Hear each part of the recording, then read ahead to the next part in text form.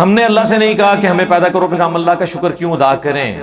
بالکل یہی سوال میں نے غامدی صاحب سے بھی کیا تھا، انہوں نے اس کا جواب دیا، اور پھر اس میں نے کچھ ویلیو ایڈیشن بھی کی تھی. میری یوٹیوب کے پر آپ ویڈیو دیکھ لیں، اللہ نے مجھے میری مرضی کے بغیر کیوں پیدا کیا.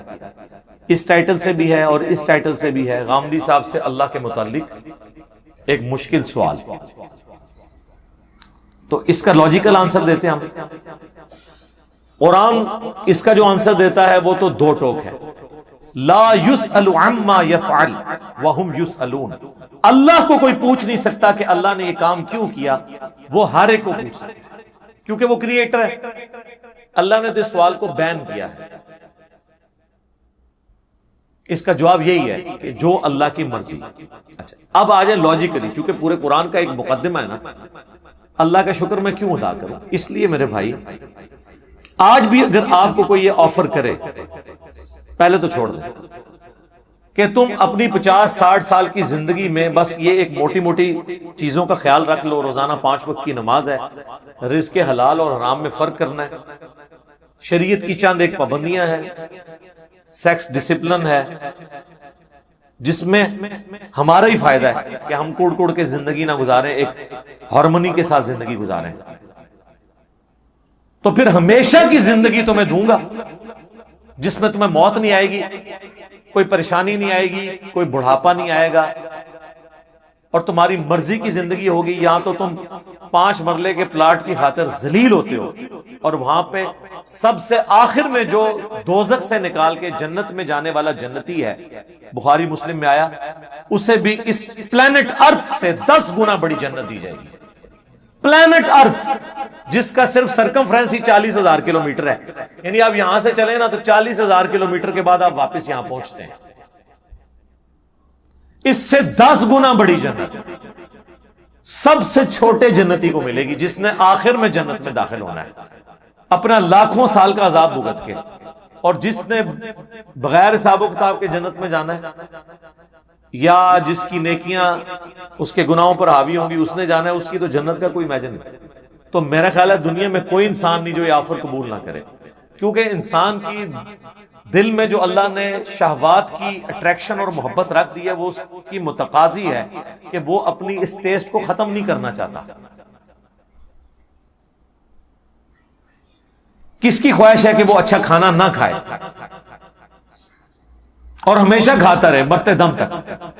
دنیا میں تو پاسبل نہیں ہے.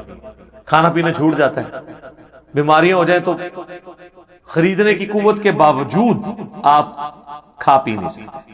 دنیا میں ارب پتی لوگ ہیں جو نمک مرچ والا کھانا بھی نہیں کھا سکتے، معدہ اجازت نہیں دیتا. اللہ نے سب کو بیلنس رکھا ہوا ہے، کسی کو ایک معاملے میں اوپر کیا تو دوسری طرف سے اس کی آواز نکال دی. آپ کو میں پاکستان میں اس وقت امیر ترین لوگ کئی ایسے بتا سکتا ہوں جو پیمپر باندھتے ہیں، اور ان کی لوگ گاڑیوں کے اوپر، ان کے جہازوں کے اوپر، ان کی دولتوں پہ، ان کے پلاٹس پہ رش کر رہے ہوتے ہیں، لیکن وہ اپنا پیشاب نہیں ہو سکتے. تو انسان کی کیا اوقات ہے؟ لیکن آخرت میں کچھ نہیں ہے، آخرت میں پیشاب ہے ہی نہیں. صحیح مسلم کا آپ جنت والا چیپٹر پڑھ لیں، اور مشکات شریف میں آپ کو 30 جلد میں جنت سے متعلق ساری احادیث بخاری، مسلم، ابو داؤد، ترمذی، نسائی، ابن ماجہ، باقی کتابوں سے ملیں گی کہ جنت میں خوشبودار ڈکار آئے گی اور کھانا ہضم. پیشاب کرنے کی جو تکلیف ہے نا، یہ بھی نہیں انسان کو اٹھانی پڑے گی، کیونکہ جنت میں تکلیفیں آئی نہیں ہیں. اور جنت میں آپ کا پیٹ کا بھرنا نہ بھرنا یہ آپ کی مرضی سے ہے.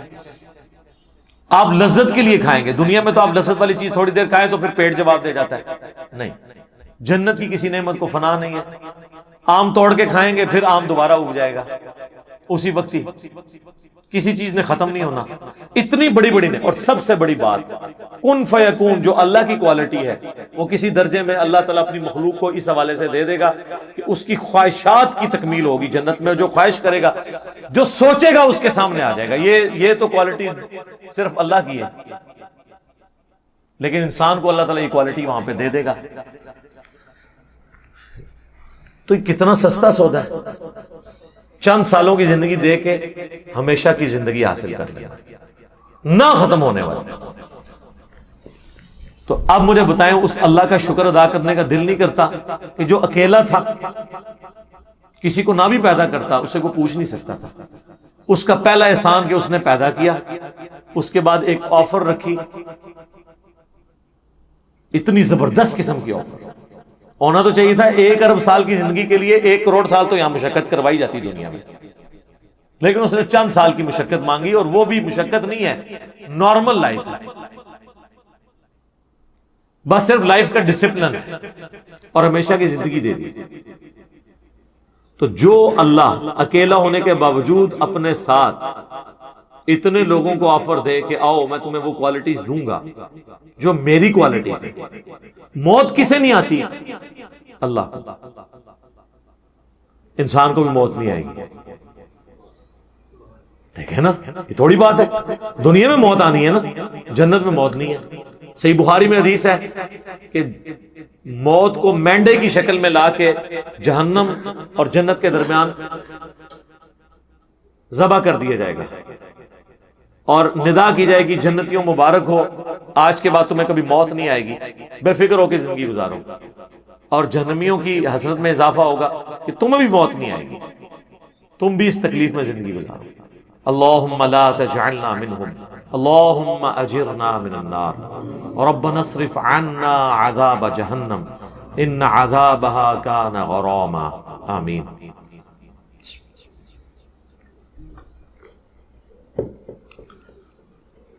اللہ کی ذات کو جب آپ اس پہلو سے دیکھیں گے تو آپ کے اندر سے, آپ کے ایک ایک ریشے سے اس کے لیے شکر کے جذبات ابھریں گے.